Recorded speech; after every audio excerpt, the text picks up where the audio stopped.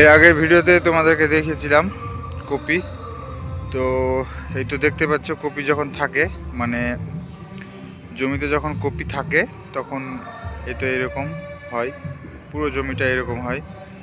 আর কপিটা যখন কাটা হয় তখন কেমন হয় সেটা দেখাচ্ছি তোমাদেরকে। কপিটা যখন কাটা হয় তখন এইরকম দেখতে পাচ্ছ, ফাঁকা হয়ে গেছে সব।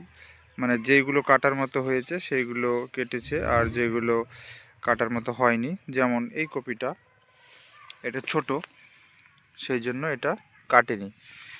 তারপরে তোমাদেরকে আরও দেখাচ্ছি, এটা যেমন এটা এখনও পুরোপুরি ফুল হয়নি, সেই জন্য কাটেনি, আরও বড় ফুল হবে তারপরে কাটা হবে। এই তো একটা, এটা বাঁধাকপি, এটা বাঁধেইনি এখনও, এটার বয়স অনেক অল্প, সেই জন্য এগুলো কাটেনি। আর কপিটা কাটে কীভাবে, মানে কতটুকু কাটে দেখাচ্ছি তোমাদেরকে। এই দেখো, নিচে এতটুকু অংশ রেখে কেটে ফেলে। তো আমার ভিডিও দেখতে কেমন লাগে তোমাদেরকে অবশ্যই কমেন্টে জানাবে।